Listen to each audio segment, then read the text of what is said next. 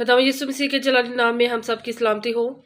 मत्ती की इंजील 19 बाब तलाक के बारे में यीशु की तालीम। जब यीशु ये बातें खत्म कर चुका तो ऐसा हुआ कि गलील से रवाना होकर यरदन के पार यहूदिया की सरहदों में आया और एक बड़ी भेड़ उसके पीछे हो ली और उसने उन्हें वहां अच्छा किया। और फरीसी उसे आजमाने को उसके पास आए और कहने लगे, क्या हर एक सबब से अपनी बीवी को छोड़ देना रुवा है? उसने जवाब में कहा, क्या तुमने नहीं पढ़ा कि जिसने इन्हें बनाया उसी ने इब्तिदा ही से उन्हें मर्द और औरत बनाकर कहा कि इस सबब से मर्द बाप से और माँ से जुदा होकर अपनी बीवी के साथ रहेगा और वो दोनों एक जिस्म होंगे। बस वो दो नहीं बल्कि एक जिस्म है।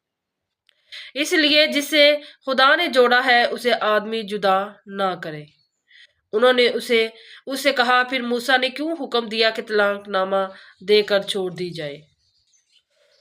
उसने उनसे कहा, मूसा ने तुम्हारी सख्त दिली के सबब से तुमको अपनी बीवियों को छोड़ देने की इजाजत दी, मगर इब्तिदा से ऐसा ना था।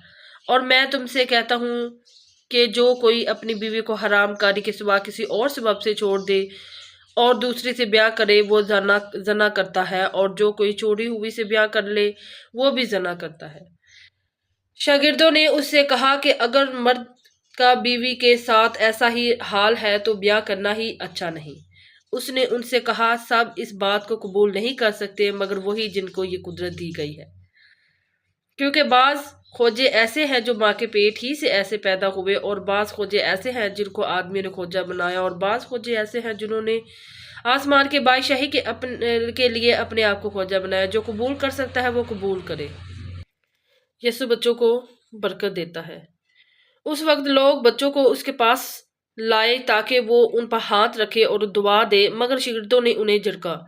लेकिन यीशु ने कहा, बच्चों को मेरे पास आने दो और इन्हें मना ना करो, क्योंकि आसमान की बादशाही ऐसो ही की है।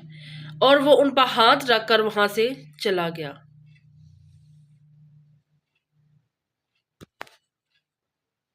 दौलतमंद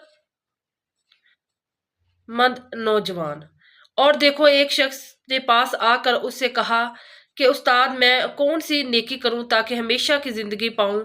उसने उससे कहा कि तू मुझसे नेकी की बाबत क्यों पूछता है? नेक तो एक ही है, लेकिन अगर तू जिंदगी में दाखिल होना चाहता है तो हुक्मों पर अमल कर। उसने उससे कहा, कौन से हुक्मों पर? यस्सु ने कहा, ये कि झूठ न करना, जना न करना, चोरी न करना, झूठी गवाही न देना, ना दे, अपने बाप और माँ की इज्जत कर, और अपने पड़ोसी से अपनी मान मोहब्बत रख। उस जवान ने उससे कहा, मैंने इन सब पर अमल किया है, अब मुझसे किस बात की कमी है? यीशु ने उससे कहा, अगर तू कामिल होना चाहता है तो जा अपना माल इसबाब बेच कर गरीबों को दे, तुझे आसमान पर खजाना मिलेगा, और आकर मेरे पीछे हो ले। मगर वो जवान जी बात सुनकर गमगीन होकर चला गया, क्योंकि बड़ा मालदार था। और यस्सु ने अपने शागिर्दों से कहा, मैं तुमसे सच कहता हूँ कि दौलतमंद का आसमान की बादशाही में दाखिल होना मुश्किल है। और फिर तुमसे कहता हूँ कि ऊंट का सुई के नाके में से निकल जाना इससे आसान है कि दौलतमंद खुदा की बादशाही में दाखिल हो। शागिर्द ये सुनकर बहुत ही हैरान हुए और कहने लगे कि फिर कौन निजात पा सकता है? यीशु ने उनकी तरफ देख कर कहा कि ये आदमियों से तो नहीं हो सकता, लेकिन खुदा से सब कुछ हो सकता है। इस पर पतरस ने जवाब में उससे कहा, देख, हम तो सब कुछ छोड़कर तेरे पीछे हो लिए हैं, बस हमको क्या मिलेगा?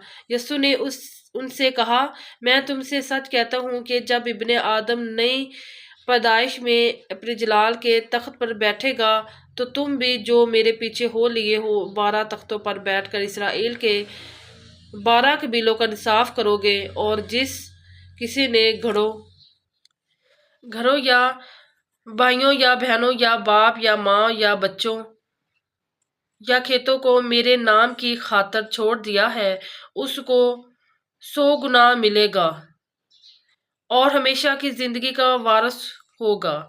लेकिन बहुत से अव्वल आखिर हो जाएंगे और आखिर अव्वल।